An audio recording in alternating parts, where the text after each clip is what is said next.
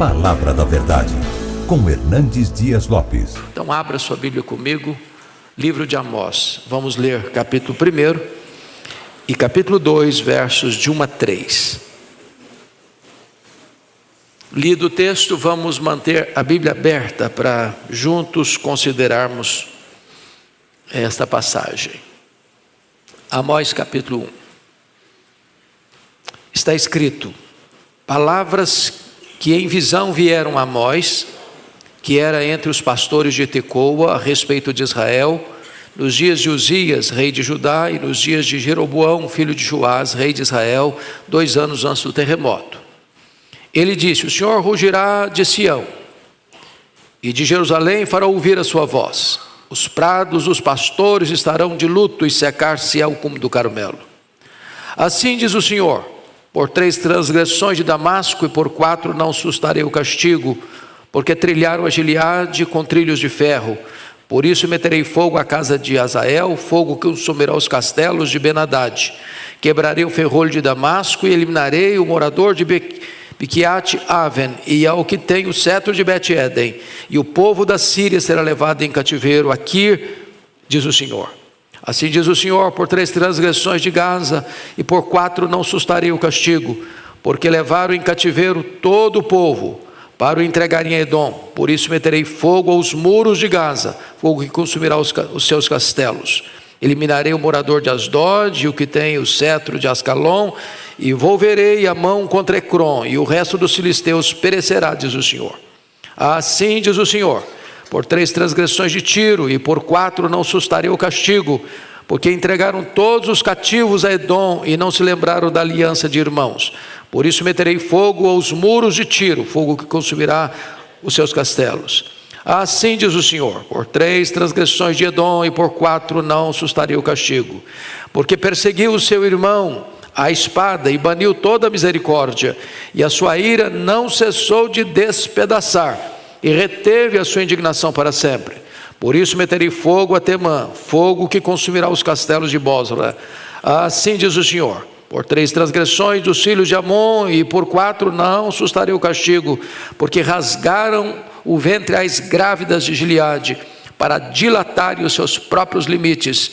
Por isso meterei fogo aos muros de Rabá, fogo que consumirá os seus castelos, com alarido no dia da batalha, com turbilhão no dia da tempestade. O seu rei irá para o cativeiro, ele e os seus príncipes juntamente, diz o Senhor. Assim diz o Senhor: por 3 transgressões de Moabe, e por 4 não sustarei o castigo, porque queimou os ossos do rei de Edom, até os reduzir a cal. Por isso meterei fogo a Moabe, fogo que consumirá os castelos de Queriote. Moabe morrerá entre grande estrondo, alarido e som de trombeta. Eliminarei o juiz do meio dele, e a todos os seus príncipes com ele matarei, diz o Senhor. Até aqui. Bom, vamos tratar então nesta manhã sobre o tema: os juízos de Deus sobre as nações. Vale destacar que Amós está profetizando no Reino do Norte, mas ele não nasceu no Reino do Norte, ele nasceu no Reino do Sul. Ele nasceu em Tecoa, e de certa forma é como se fosse um intruso no Reino do Norte. Mais tarde ele recebeu uma ordem para não profetizar lá no Reino do Norte, e voltar para sua terra se ele quisesse profetizar. Mas Deus é livre para chamar quem Ele quer e enviar para onde Ele quer para fazer a sua obra. A segunda coisa digna de destaque é que Amós profetiza no tempo mais próspero do Reino do Norte. Quando eu falo em Reino do Norte, eu estou falando daquelas 10 tribos que ficaram sob a liderança de Jeroboão no ano 931, depois da morte de Salomão, cuja capital mais tarde veio se tornar Samaria. Ele reina durante o governo de Jeroboão II, que governou 41 anos em Samaria, e foi o tempo mais próspero, porque nas fronteiras havia paz e internamente havia prosperidade.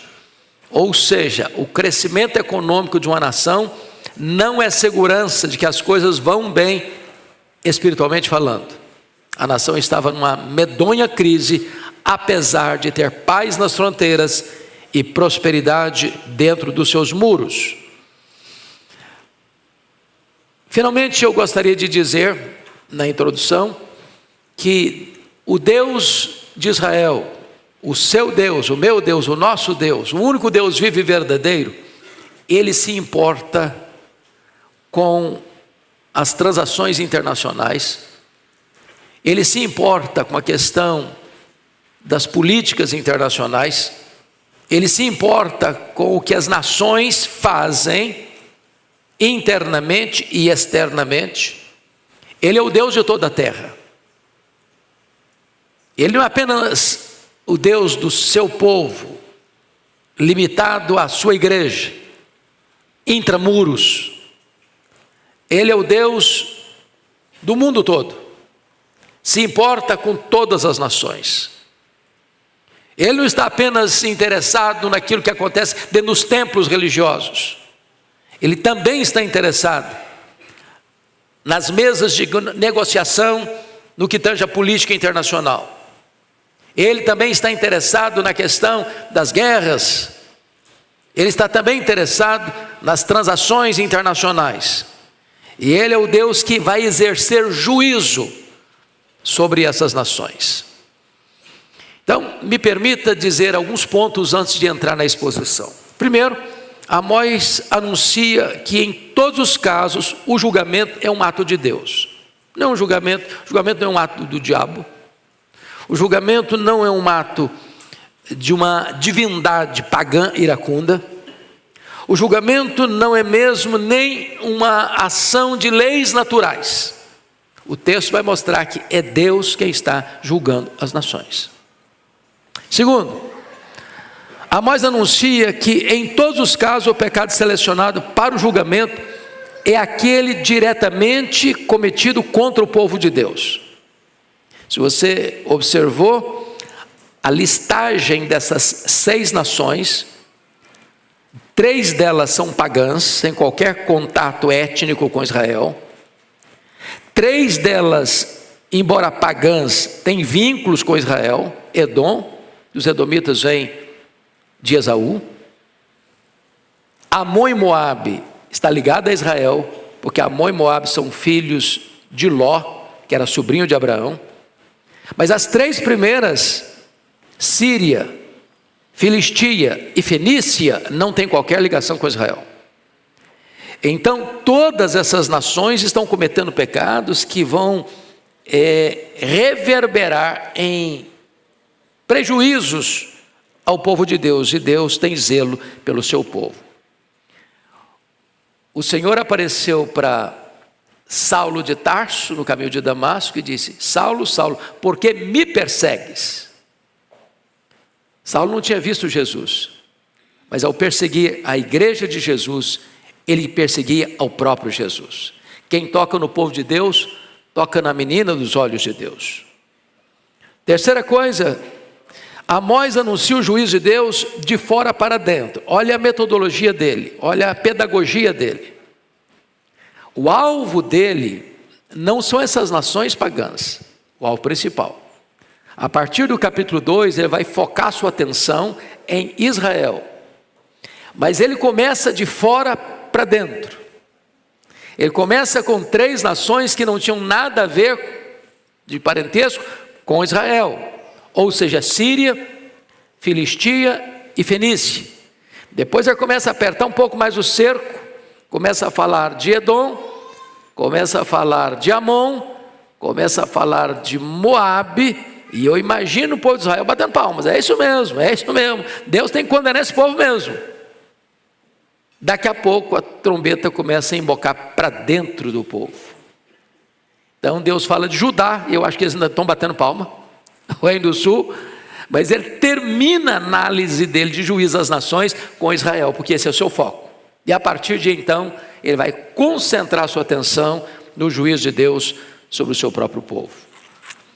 Quarto lugar, Amós anuncia o juízo de Deus às nações pagãs e depois aquelas que tinham parentesco com Israel. Isso é metodológico para ele. De fora para dentro. Para mostrar uma coisa, o juízo principal começa na casa de Deus. Se Deus julga as nações, o seu juízo começa na vida do seu povo. Se nós queremos que Deus trate com os povos pagãos, com os povos primitivos, eu falando primitivo no sentido mais de violência, nós precisamos estar apercebidos que Deus também nos julga, e principalmente a nós. Quinto lugar, Amós anuncia o juízo de Deus pela transgressão da luz interior, depois pela transgressão da verdade revelada. Vejam vocês que dessas 6 nações mencionadas aqui, ou seja, Síria, Filistia, Fenícia, Edom, Amon e Moabe, essas nações não tinham a palavra de Deus. Estas nações não tinham a revelação especial de Deus. E não obstante isso, elas não estão isentas do julgamento de Deus, porque elas são julgadas segundo a luz interior que receberam. E por essa luz interior que receberam, elas serão julgadas e condenadas. A Bíblia diz em Romanos que quem sem lei pecou, sem lei perecerá. Porque o conhecimento de Deus, dentro da revelação geral de Deus, é suficiente para o homem saber que Deus existe. E que Ele requer dos homens uma resposta sensata. Então, as pessoas mergulhadas nas selvas, os índios, por exemplo, as pessoas que estão nos desertos mais inóspitos, os nômades, as pessoas que estão nos centros urbanos mais congestionados, todos, certamente todos precisam prestar contas a Deus da sua vida. Agora, o juízo ao povo de Deus é maior ainda. Porque o povo de Deus peca contra a luz interior que recebeu, é o tribunal da consciência. E o povo de Deus peca contra a verdade revelada de Deus. Ou seja, nós seremos julgados com um critério mais alto ainda, pelo fato de nós conhecermos com mais clareza qual o propósito de Deus para a nossa vida e qual a vontade específica de Deus para a nossa jornada. Sexto lugar, Amós anuncia que o cálice da ira de Deus pode transbordar e então o juízo será inevitável. Vocês notaram que é um estribilho. Qual é o estribilho? Veja comigo. Por 3 transgressões e por 4 não sustaria o castigo. Por 3 transgressões e por 4 não sustaria o castigo. Por 3 transgressões e por 4 não sustaria o castigo. O que ele está querendo dizer com esse estribilho? Deus é paciente. Deus é tolerante. Deus dá oportunidade. Deus exorta. Deus fala. Deus adverte.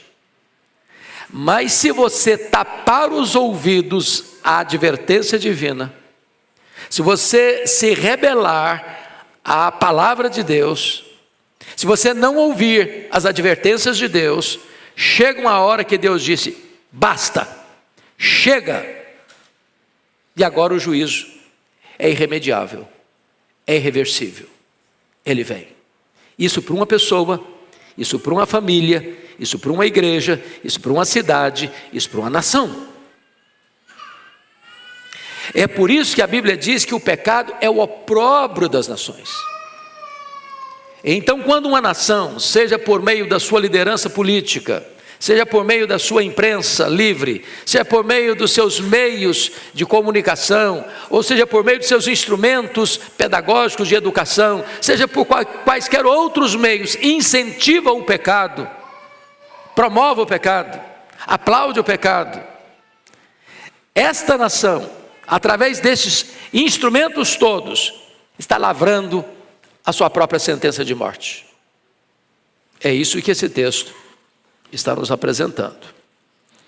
Sétimo lugar, Amós anuncia que o pecado sempre desemboca em grandes desastres. Você percebe que todas as nações, em virtude de terem permanecido no pecado, apesar de tantas advertências, o juízo é severo e as consequências são trágicas. Finalmente, para nós entrarmos no texto, Amós anuncia que em todos os casos o extremo da culpa implica no extremo do julgamento. Quanto mais alta a culpa, mais forte o julgamento. Essa é a introdução para aquilo que Amós vai nos apresentar daqui para frente. Então vamos ver, em primeiro lugar, o juízo de Deus sobre Damasco. Versículos 3 a 5. Notem que ele pega o país sendo representado pela capital. Damasco é a capital de onde mesmo? Da Síria. Então ele pega a capital como um símbolo da própria nação. Da própria nação. E o que ele vai dizer aí? Assim diz o Senhor: por 3 transgressões de Damasco e por 4 não sustarei o castigo, porque trilharam a Gileade com trilhos de ferro. O que significa isso? Qual o pecado de Damasco? Qual o pecado da Síria? É o pecado de crueldade na guerra. Vocês acham que Deus está fora desse negócio de guerra? Um país ataca o outro, outro país invade o outro. A maneira como se lida com o ser humano nesse processo de batalha, Deus está atento a tudo isso. E o que aconteceu com a Síria? Quando eles invadiam, quando eles atacavam, quando eles alargavam suas fronteiras, quando eles entravam para dominar um outro povo, uma cidade ou uma nação, eles não atentavam para o fato de que aquelas pessoas eram seres humanos. E eles lidaram com seres humanos como lidavam com coisas. Trilhar é passar um objeto pontiagudo de ferro em cima do cereal para debulhá-lo, para tirar o grão. Ou seja, eles estão passando com máquinas debulhadeiras em cima de corpos humanos. Eles estão triturando gente. Eles estão moendo gente. Eles estão matando e matando com requinte de crueldade. Não é verdade que na guerra vale tudo. Não é verdade que na guerra pode tudo. Deus está atento a esse processo de violência cometida contra as pessoas num ato de guerra. Aliás, lá em 2 Reis 8, 12 a 13, um dia o profeta Eliseu chegou a chorar diante do rei da Síria. E o rei perguntou: o que você está chorando? O que está acontecendo, profeta? Eu estou chorando porque Deus está mostrando o que é que você vai fazer. O que é que você vai fazer com o povo de Deus? O que é que você vai fazer com Israel? Você vai trilhar essas pessoas, você vai massacrar essas pessoas, você vai rasgar o ventre das grávidas, você vai tratar gente como coisa. Agora, 2 coisinhas importantes aqui. Damasco era uma cidade riquíssima. Naquela época a Síria era muito rica. E significa que riqueza não previne avareza. Quanto mais as pessoas têm, mais elas querem ter. Elas não se contentam em serem ricas. Elas querem o que é do outro. E para ter o que é do outro, elas tratam gente como objeto. E são capazes das maiores crueldades. Segundo, a força é uma tentação à violência. Eles não usaram a força no sentido de conterem-se. Não, eles usaram a força no sentido de oprimir, de massacrar, de tomar o que é do outro. E não só tomar o que é do outro em guerra, mas trilhar gente como se fosse cereal. Então Deus está olhando para isso e o resultado está aí no verso 7. Por isso meterei fogo aos muros de Gaza. Ou melhor, versículo 4. Por isso meterei fogo à casa de Azael, fogo consumirá os castelos de Ben-Hadad, quebrarei o ferrolho de Damasco, ou seja, aquilo que era o forte deles, proteção, poder, inexpugnabilidade, tudo isso está sendo destruído. Eliminarei o morador de Miquiat-Aven e ao que tem o carro de Bet-Eden, e o povo da Síria será levado em cativeiro. Ou seja, o que eles estão impondo aos outros, eles também receberão. Vamos agora A segunda nação, juízo de Deus sobre Gaza. Olha comigo o versículo de número 6. Assim diz o Senhor: por 3 transgressões de Gaza e por 4 não sustarei o castigo, porque levaram em cativeiro todo o povo para o entregarem a Edom. Qual o pecado aqui? De Gaza? Tráfico humano. Escravidão. Então vamos entender uma coisa importante. A Filistia, nós estamos falando aqui dos filisteus. Os filisteus tinham cidades-estados, como Gaza, como Ecrom, como Asdod, como Gate, a terra de Sansão. E esse povo, ele veio da Grécia e se estabeleceu no sul de Israel, na região costeira de Israel. Se você perceber, os filisteus foram os arqui-inimigos de Israel durante séculos. Séculos. Aliás, a monarquia em Israel foi criada exatamente para Israel conseguir derrotar os filisteus, porque eles eram uma perturbação para Israel. Eles eram invasores, eles saqueavam cidades, eles roubavam lavouras. Era um tormento, era um tormento. Se você perceber, no período dos juízes, foram os principais inimigos, foram os filisteus. Os membros aí dessa terra, a Filistia. Se você perceber, o rei Saul foi derrotado por eles. Saul morreu em guerra, o primeiro rei de Israel, nas mãos dos filisteus. Quem vai controlar os filisteus e vencê-los é Davi, quando assume o governo. E no período de Salomão também eles estão sob controle. Mas esses filisteus, por serem pessoas da região costeira do mar Mediterrâneo, eles sequestravam gente, eles capturavam pessoas, eles entravam em Israel, eles prendiam gente e vendiam no mercado de escravos para os edomitas. E Deus abomina isso, porque Deus não tolera que suas criaturas, feitas à sua imagem e semelhança, sejam vendidas como propriedade, como mercadoria. E Edom era uma nação que ficava encastelada nas montanhas rochosas. Hoje, quem faz visitas no Oriente sempre procura visitar Petra, e você fica impressionado com aquelas rochas, com aquelas pedras, e eles vivendo ali encastelados naquelas pedras, compravam os escravos, pagavam por eles. E Deus está dizendo: eu não posso aceitar isso. Levava em cativeiro todo o povo para o entregar em Edom. Então, notinha de rodapé aqui. Se eu posso recomendar uma boa leitura, e não é evangélica, eu recomendaria a você que quer conhecer um pouco melhor o Brasil, as obras de Laurentino Gomes, talvez o maior historiador que nós temos hoje no Brasil. Ele escreveu 6 livros que valem a pena serem lidos: 1808, 1822, 1889. Depois ele escreveu 3 livros, que é uma trilogia sobre escravidão: volume 1, volume 2, volume 3.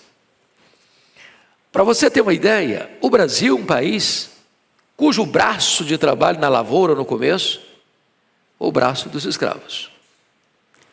Mais de 60% desses escravos vieram de Angola. Mais de 50% desses escravos morreram na captura e no transporte para o Brasil. Os chamados navios negreiros eram tão desumanos que, quando os escravos adoeciam nos porões imundos, eles eram jogados no mar. A rota dos navios era a rota dos tubarões. Eram jogados vivos. Depois que eles chegavam no Brasil, nas praças de Salvador, do Rio de Janeiro, de Recife, dentre outras, era um outro trauma, Porque às vezes chegava o pai, às vezes chegava a mãe, às vezes chegava o filho. Um comprava o pai, outro comprava a mãe, outro comprava o filho. E a família se dispersava. É importante entender que lá no passado, como hoje, Deus abomina o tráfico de gente humana. E se nós pensarmos que a escravidão é um fato do passado, quando William Wilberforce levantou-se para resistir isso na Inglaterra, e no último ano de vida viu essa lei sendo aprovada, se nós acharmos que a Lei Áurea aboliu de fato e finalmente a questão da escravidão, ainda existe, vocês sabem disso, esse pecado abominável aos olhos de Deus, no Brasil e no mundo, de trabalho escravo, de gente ser tratado como coisa, de ser humano ser objeto de comércio, para enriquecimento de uns, para opressão de outros. Qual o resultado? Olha o que Deus vai dizer.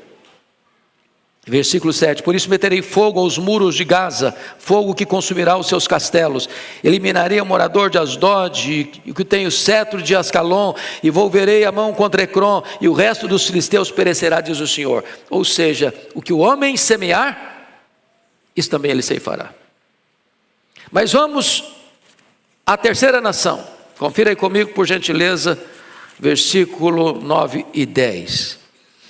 Assim diz o Senhor, por 3 transgressões de Tiro e por 4 não sustarei o castigo, porque entregaram todos os cativos a Edom e não se lembraram da aliança de irmãos. Irmãos, a cidade de Tiro era a capital da Fenícia, era a cidade mais bela, era a cidade mais rica. Vocês bem sabem que os fenícios, eles eram os donos do comércio, eles eram os especialistas em viagens marítimas, foram eles que introduziram com mais expansão as viagens marítimas no mundo, o comércio internacional. Eles eram os especialistas.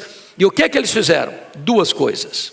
Primeiro, o pecado de tráfico humano. Segundo, quebra da aliança. Então o que é que eles cometeram? Eles cometeram um pecado de desumanidade, de opressão e também de perjuro. Eles fizeram uma aliança e quebraram. Com quem fizeram aliança? Vocês lembram da época de Davi? O Irão, rei de Tiro, fez aliança com Davi, como irmão. Vocês se lembram na época de Salomão? O rei de Tiro fez aliança com Salomão. Salomão mandava bens para eles, e eles mandavam madeira e ouro para a construção do templo. O templo de Jerusalém foi construído com matéria-prima de Tiro, da Fenícia. Agora, de repente, esta aliança de irmãos é quebrada. E os fenícios entram não apenas no comércio internacional, nas suas viagens marítimas, comprando bens de outra natureza legítima, mas agora entraram neste mercado de opressão, mercado de tráfico humano, escravizando gente aqui de Israel, entregando aos receptores de escravos do mundo, na época que era Edom. Mais do que isso, de tratar gente como coisa, eles cometem o pecado de quebrar pacto, de quebrar aliança. Isso é muito grave, porque o que se espera do ser humano, o que se espera das instituições, o que se espera de uma nação, é que haja honradez, no sentido de cumprir alianças, pactos, acordos, de não dar uma rasteira, de não trair, de não firmar um acordo e daqui a pouquinho esse acordo não vale mais nada,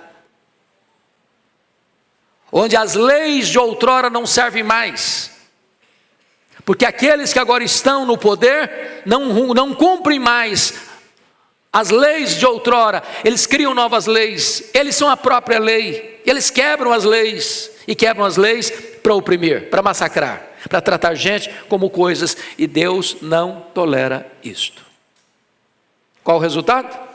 Veja comigo.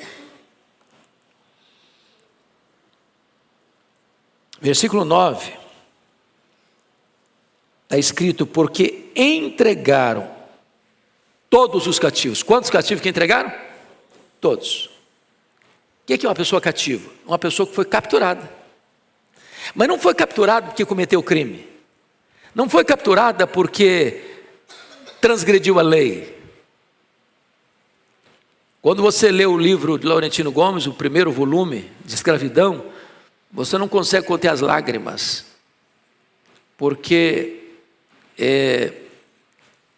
os compradores de escravos, por preços banais, por coisas sem qualquer valor, corrompiam as pessoas da própria Angola, ou de Moçambique, sobretudo de Angola, e eles eram capturados não por estrangeiros, pelos próprios irmãos. E eu visitei lá em Angola, o local onde essas pessoas capturadas ficavam até embarcarem. A tortura, a desumanidade, a crueldade. Tratados pior do que você trata um animal. E o que está acontecendo aqui? Tiro, sendo a cidade mais rica e mais bela, e com o maior comércio do mundo, está capturando. E ao capturar, entrega agora todos esses, entregaram todos os cativos de Edom. Pior, quebrando uma aliança para fazer isso. A lei já não vale mais. A minha vontade é a lei. O que eu acho que preciso para eu me locupetar é a lei. Resultado disso, confira comigo o versículo 10. Por isso meterei fogo aos muros de Tiro, fogo que consumirá os seus castelos. O que o homem semear, isso ele ceifará. Eu preciso que vocês atentem para esse fato. Nós estamos falando de política internacional. Para tirarmos a ideia de que Deus só se importa com a igreja. Deus só está atento ao templo religioso. O que acontece em Brasília, o que acontece em Washington, o que acontece em Tóquio, o que acontece em Pequim, o que acontece em qualquer lugar do mundo, no que tange a política internacional, Deus está presente e Deus não deixa o pecado passar impune, a não ser que haja arrependimento.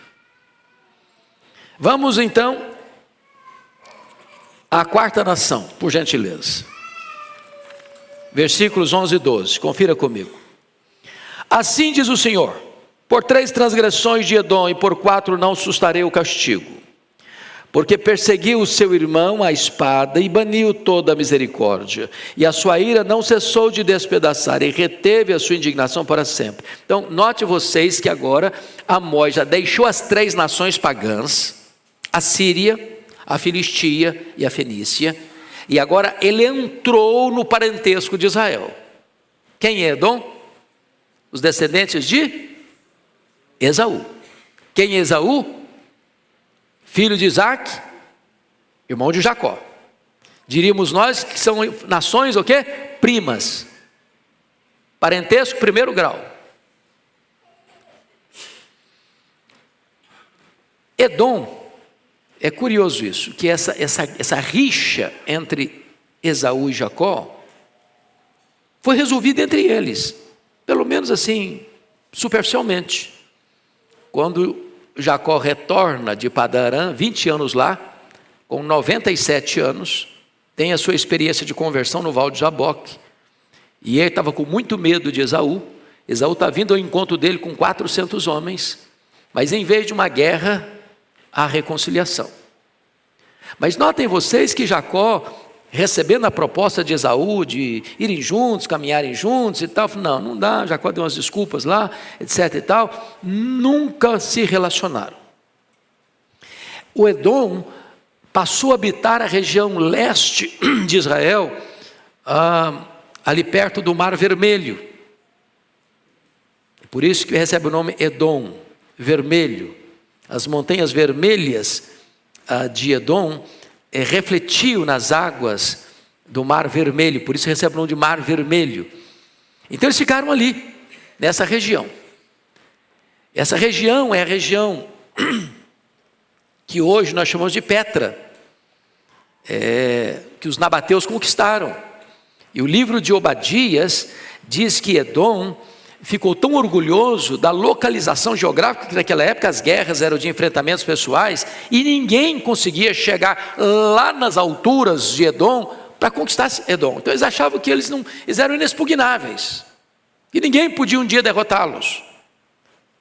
E Deus disse: ainda que vocês coloquem o ninho de vocês lá nas estrelas, de lá eu derrubarei vocês, de lá eu derrubarei vocês. Agora, Edom nunca foi favorável a Israel. Porque eles se constituíram primeiro que Israel, na sua terra. Quando Israel estava passando pelo deserto, eles não deixaram Israel passar no território deles. Não deixaram. Agora, o que ele está mencionando aqui foi o que ocorreu quando Jerusalém caiu. E vocês vão perceber que isso está descrito lá em livro de Obadias, quando Nabucodonosor, e é uma questão profética, está tomando Jerusalém, queimando a cidade de Jerusalém, destruindo o templo de Jerusalém, muitos judeus tentaram escapar, e eles ficavam nas encruzilhadas, matando os judeus que tentavam fugir, ou capturando-os, para entregá-los aos inimigos. É isso que ele está denunciando aí, preste atenção: perseguiu o seu irmão à espada, e baniu toda a misericórdia, ou seja, não tinha piedade de ninguém. Você sabe o que uma pessoa está fugindo do perseguidor, está querendo escapar de morrer, e tem alguém que não tem nada a ver com aquele lá que está oprimindo, não, fica estrategicamente posicionado, para que quando aquela pessoa passar, fugindo, tentando escapar, ele vai lá e fere e mata, ou captura a pessoa. Não, você está fugindo, né? Eu vou pegar você e te entregar a quem está te oprimindo para você morrer. Eles não tiveram dó, piedade, nenhuma misericórdia. E o texto vai além e diz o seguinte: e a sua ira não cessou de despedaçar. Notinha de rodapé: problemas mal resolvidos podem vir à tona meses, anos, décadas, séculos depois, nas futuras gerações. Problema de família agora é problema de nações. Essa situação toda nasceu aonde? Na casa do Isaac e da Rebeca. Em vez de eles construírem pontes de amizade entre os filhos, eles jogaram um filho contra o outro. Lição aprendida aqui, irmãos: vocês que têm mais de um filho, cuidado, muito cuidado, para vocês não tratarem um filho com mais favor do que outro filho, de vocês serem injustos, dando uma coisa melhor para um, uma coisa inferior para o outro, elogiando um, só criticando o outro. Pai e mãe visitando um filho 10 vezes e não visitando o outro filho nenhuma vez. Cuidado com isso, porque quando se lança esse tipo de sentimento de competição ou de preferência por um filho em detrimento do outro, isso pode gerar uma mágoa, e essa mágoa pode não ser bem resolvida, e essa mágoa pode passar de geração em geração. E o texto termina dizendo o seguinte: e reteve a sua indignação para sempre. O problema nunca ficou resolvido, nunca foi convenientemente tratado. Então mágoa se perdoa, problema existe, resolve, porque se não resolver agora, isso vai perpetuando de geração a geração. Lá no Salmo 137, há uma expressão muito dura. Eu queria que você olhasse aí o que estava acontecendo. Versículo 7, está escrito assim: contra os filhos de Edom, isso aqui são os que conseguiram escapar da invasão de Jerusalém, dos que conseguiram escapar das mãos dos edomitas, que estavam nas encruzilhadas para matar e entregar para os opressores, contra os filhos de Edom. Lembra-te, Senhor, do dia de Jerusalém, pois diziam: arrasai, arrasai-a até os fundamentos. Ou seja, Deus não aceita que você fique feliz com a desgraça do outro, ainda que esse outro para você seja seu inimigo. Não se alegre porque aquele que você acha que é seu opositor, seu desafeto, está sofrendo. Deus não aceita isso. Deus não aceita isso. Qual a consequência? Versículo 12: por isso meterei fogo a Temã, fogo que consumirá os castelos de Bosra. O juízo está vindo de quem? De Deus. A mim me pertence a vingança, diz o Senhor. Vamos à quinta nação, versículos 13 a 15, confira comigo. Assim diz o Senhor: por 3 transgressões dos filhos de Amon e por 4 não sustarei o castigo, porque rasgaram o ventre às grávidas de Gileade para dilatarem os seus próprios limites. O problema agora é violência brutal. Lembrem vocês que os amonitas tinham um Deus a quem adorava. Como é que chamava o Deus dos amonitas? Moloque. O que era Moloque? Moloque era uma espécie de um ser com os braços estendidos, ocos de bronze. Se botava fogo dentro desse ser, desse ídolo, e ao som de batuques, de tambores, os pais sacrificavam os seus filhos, colocando os filhos nos braços incandescentes desse ídolo pagão. Ou seja, a própria religião desse povo já induzia esse povo a práticas de violência extrema, cometida contra os próprios filhos. A sensibilidade humana desse povo já foi sendo anestesiada. E agora, um vetor governa a vida deles. Qual o vetor que governa a vida deles? Está escrito aqui: para dilatarem seus próprios limites, para alcançarem mais terras, mais posses, mais bens, mais riquezas, mais lucro. O que eles fazem? Os fins justificam os meios para eles. Eles estão dispostos a cometer a crueldade mais desumana, pegar uma mulher grávida e rasgar o ventre dela. Crueldade extrema. E alguns historiadores vão além e afirmam que os amonitas pegavam o feto da barriga da mãe, cujo ventre foi rasgado, e batia esse feto na cara da própria mãe, para humilhá-la, antes de levá-la à morte fatal. Crueldade. Desumana. O que está por trás? Ganância. Eu pergunto a vocês: por que uma nação invade outra? Via de regra. Ganância.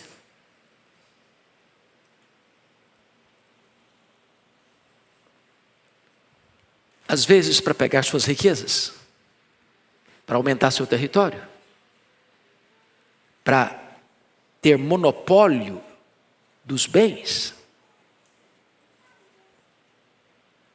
E Deus, o Deus vivo e verdadeiro, está olhando tudo isso. Irmãos, Amós nos leva a abrir um pouco mais o campo da nossa visão, para entender que Deus está aqui nesse templo, mas Deus está nos salões dos governantes, quando a portas fechadas tomam decisões que vão reverberar na vida de pessoas, de outras nações, que vão morrer, que vão ser massacradas. E hoje muito mais do que no passado, porque lá no passado as guerras eram de enfrentamento corporal. Hoje não. Hoje você dispara um míssil e ao cair pode matar dezenas, centenas, milhares de pessoas. E às vezes aqueles que estão por trás desses atos acham que isso é normal. Estão acumulando certamente juízo sobre a sua própria cabeça. Deus julga pessoas e Deus julga nações. É por isso que você vai perceber que os grandes impérios caíram. E não caíram apenas porque esses impérios fraquejaram militarmente diante de outros impérios mais poderosos. Caíram também e sobretudo por causa do juízo de Deus. Por isso caiu o Egito, que fizeram tantos escravos, que construiu a sua riqueza com o braço dos escravos, que construiu aquelas pirâmides que você e eu vemos ou visitamos com o braço de escravos, debaixo de chicote. Por isso a Síria caiu, com a sua violência, com a sua opressão. Por isso a Babilônia caiu, com a sua violência, com a sua opressão. Por isso o Império Medo-Persa caiu, com a sua violência, com a sua opressão. Por isso o Império Grego caiu, por causa da sua violência, da sua opressão. Por isso o Império Romano caiu, por causa da sua violência e da sua opressão. Por isso as nações têm se levantado e caído, porque Deus é o Deus do juízo.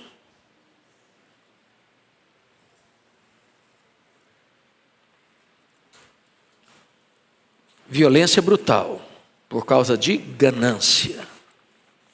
De ganância. Qual a consequência? Versículo 14 e 15. Por isso meterei fogo aos muros de Rabá, fogo que consumirá os seus castelos, com alarido no dia da batalha, com turbilhão no dia da tempestade. O rei irá para o cativeiro, ele e os seus príncipes, juntamente, diz o Senhor. Ou seja, quando o juízo de Deus chegar, não vai chegar só no casebre não, vai chegar no palácio, não vai chegar só no populacho não, vai chegar no rei, vai chegar nos príncipes. Hoje eles estão encastelados, hoje eles estão nos seus gabinetes, hoje eles estão nos seus bunks de proteção, mas quando o juízo de Deus chegar, não vai ter escapatória. Pois bem, vamos ao último, a sexta nação, para quem Amós endereça o juízo de Deus. Capítulo 2, verso 1 a 3, versículo 1. Assim diz o Senhor: por 3 transgressões de Moabe, e por 4 não sustarei o castigo, porque queimou os ossos do rei de Edom, até os reduzir a cal. O pecado aqui é de ira sem pausa e de desonra aos mortos. Olha que loucura isso aqui. Olha como o ódio, ou como a raiva, ou como a sede de vingança não tem limite.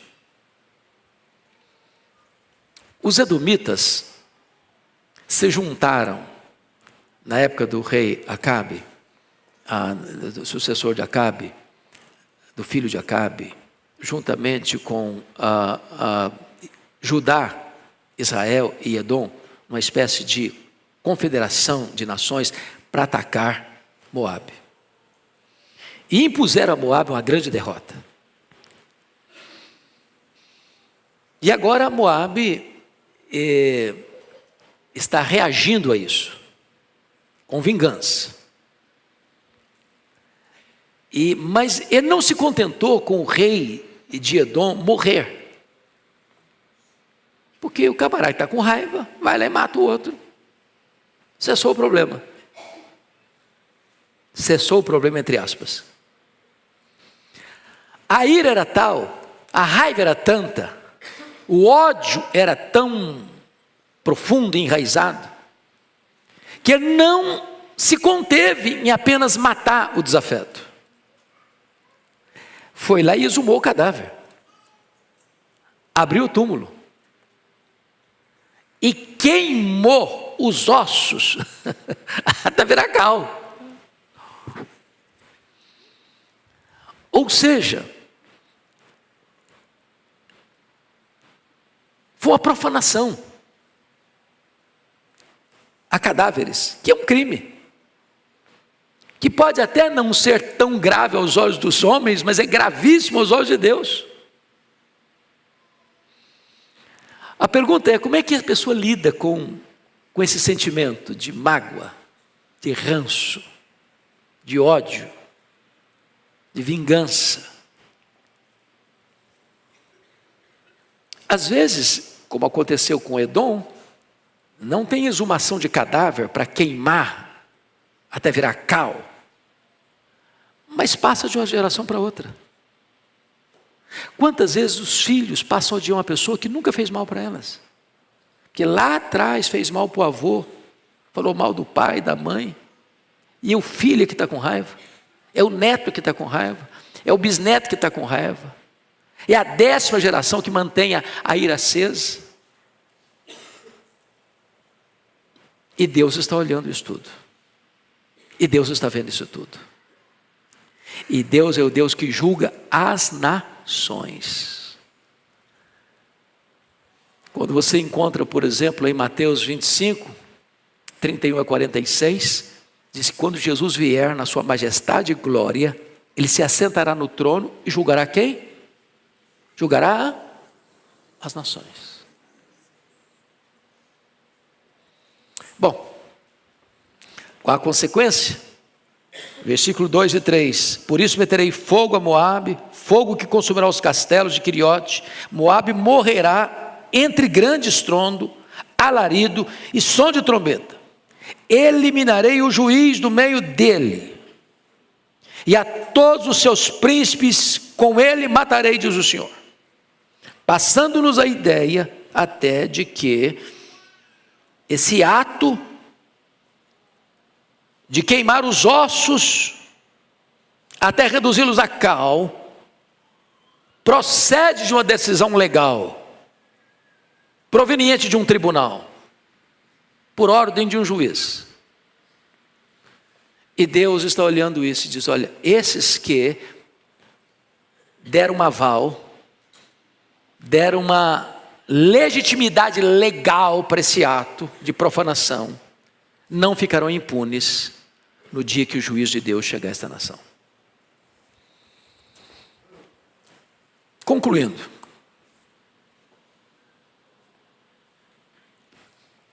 Deus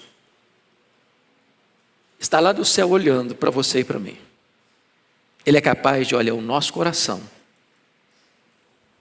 Ele é capaz de olhar as nações todas. E Ele é capaz de olhar cada nação em particular.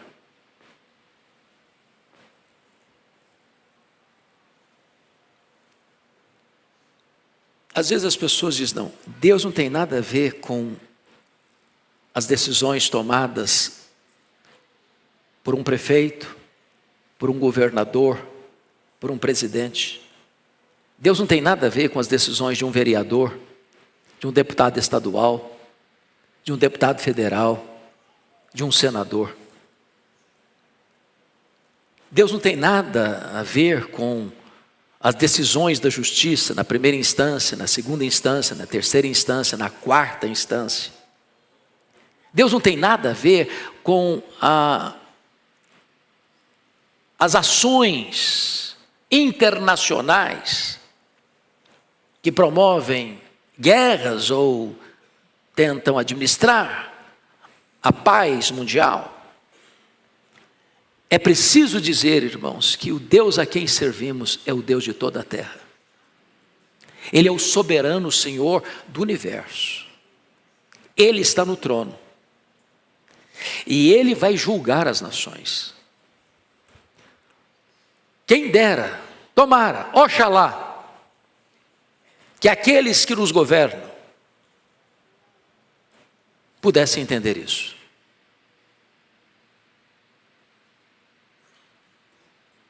Tomara que aqueles que fazem as leis, executam as leis, ou fiscalizam as leis, entendessem isso. Que Deus está no trono. E que Ele é justo. que aquilo que o homem semear, isso também ele ceifará. Agora preste atenção noutra coisa. Esse Deus, sendo justo, é também paciente e muito misericordioso. Porque o estribilho que se repete em todo esse texto é este: por 3 transgressões e por 4 não sustarei o castigo. Deus dá uma chance, Deus dá uma segunda chance, Deus dá uma terceira chance. Deus dá uma oportunidade, Deus dá uma segunda oportunidade, Deus dá uma terceira oportunidade. E aqueles que, de forma contumaz, permanecem no erro, então serão quebrados repentinamente, sem que haja cura. Bom, isso deveria fazer você e eu tremer os joelhos e dizer: Deus tem misericórdia de mim. Que Deus nos ajude. Que Deus tenha misericórdia da nação brasileira. Que Deus tenha misericórdia das nações da terra. Vamos ficar em pé e vamos orar.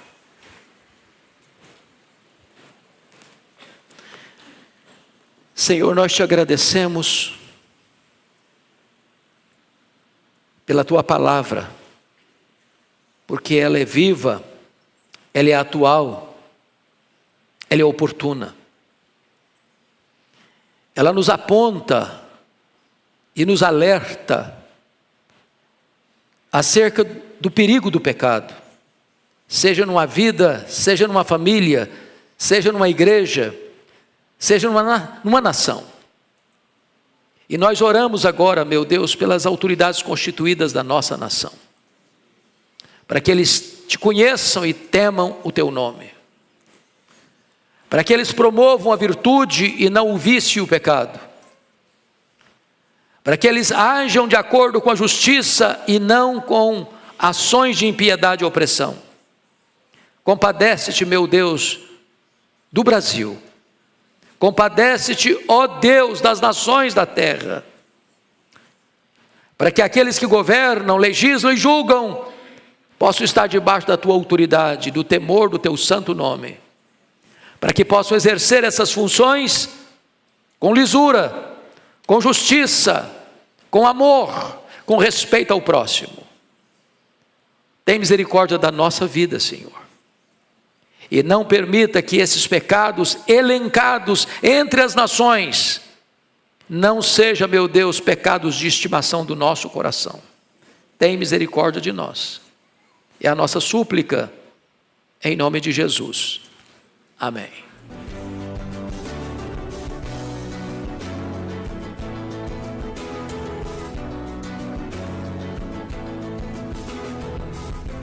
Palavra da Verdade, com Hernandes Dias Lopes.